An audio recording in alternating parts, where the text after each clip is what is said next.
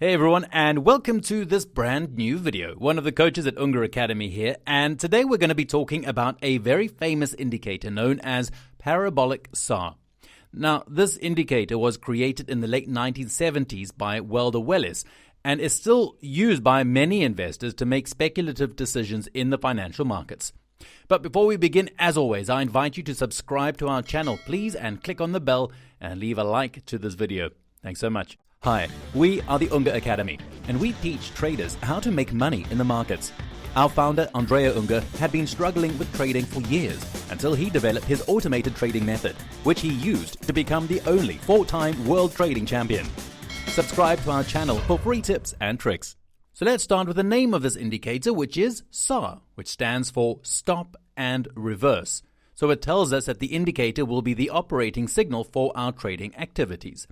The reason the name is preceded by the word parabolic is because of the way this indicator is constructed.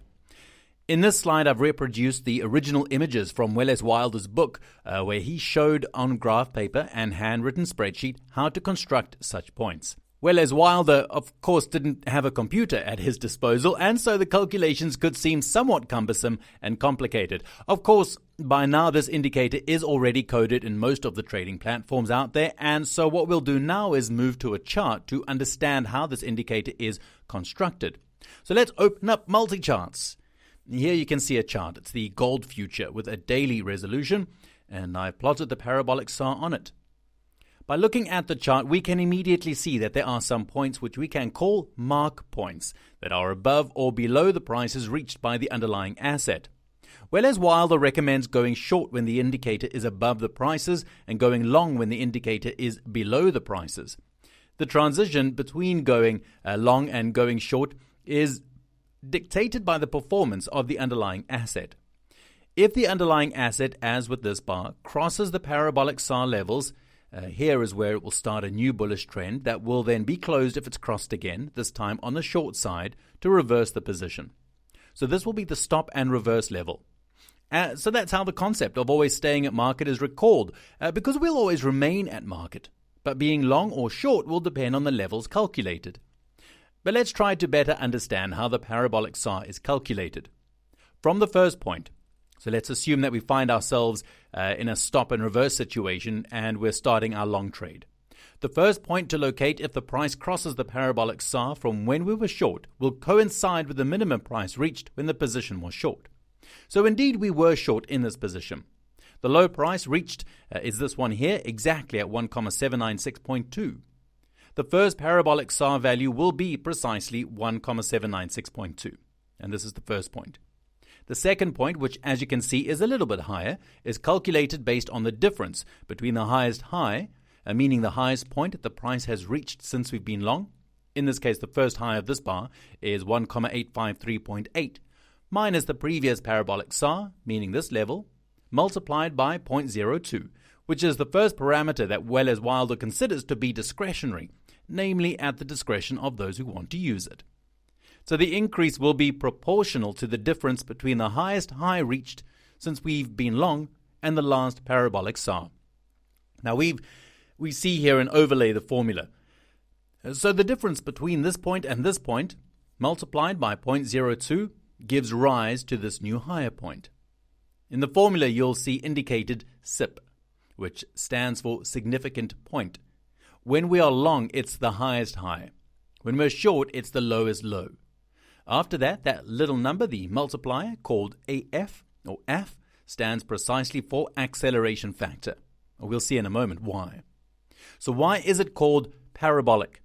Because the trend, as you can see here, is quite similar to a parabola. Indeed, this 0.02 multiplier isn't always constant, but increases as a new high is formed. Here, for example, a new highest high of the position is formed, and the increment obtained will always depend on the difference between the highest high and the previous parabolic SAR, but this time it will be multiplied by 0.04. Indeed, there was an increment of 0.02 before we encountered a new high. If, as is the case here, a new highest high isn't reached, then we'll continue with 0.04, which is the last number we found, until we use a new multiplier. 0.006 in this case, when we find a new high. And here we have found a new high. And here you see that the difference between these 2 points is markedly greater than the difference between these. Now, I know it might sound a bit complicated in words, even with the formula overlay. However, I guarantee that everything has already been codified in the platforms, so what matters now is just to understand the underlying idea. And the idea behind it is to have an indicator that follows the price trend. But how? Well, by going to check the difference between the highest high reached when we are long and the last plotted parabolic SAR, multiplied by a certain parameter. You can then see that there's another parameter, 0.2, and this stands for the highest limit beyond which the multiplier can no longer be increased. Indeed, the range of the multiplier goes from 0.02 to 0.2, and these are standard parameters that we can, of course, change. You can see it. We have a step of 0.02 and a limit of 0.2. However, of course, we could also start at 0.02 and increase with a larger step and arrive at a higher limit. So let's give it a try. Here we can put 0.5, and here at 0.08, for example. And we'll see that the indicator changes, and it will be much sharper. You see the increment as it follows the price much more and gets much closer and closer. Well, we just have to go and see how a strategy based on this indicator would behave. For simplicity's sake, I've already coded it and will show it to you. It's super simple.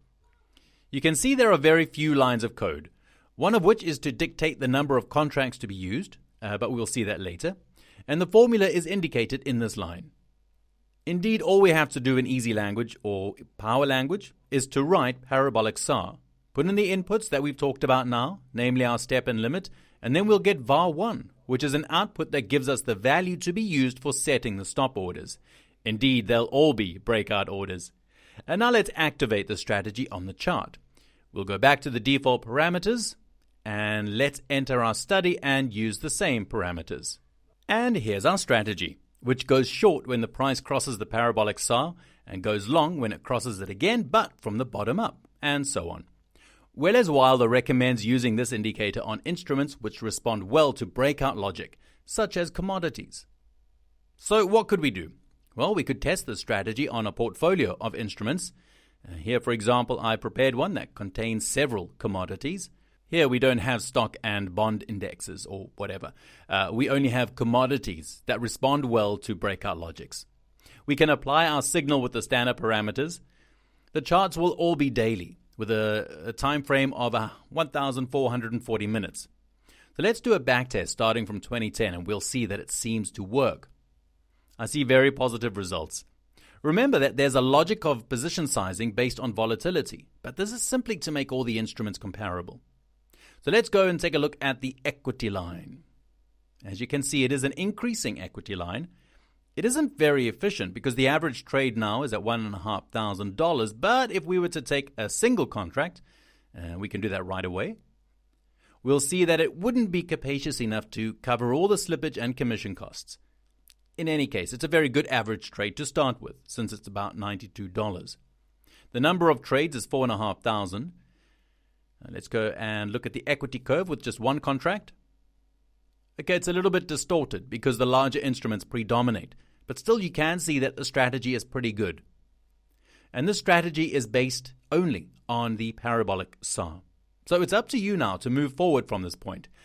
Go and add a stop loss, a take profit, and maybe some operational filters to go and see whether or not the parabolic SAR could become an effective instrument for creating your own trading systems. Welles Wilder used to do it manually. We've got multi-charts or TradeStation and can backtest in a few very simple lines.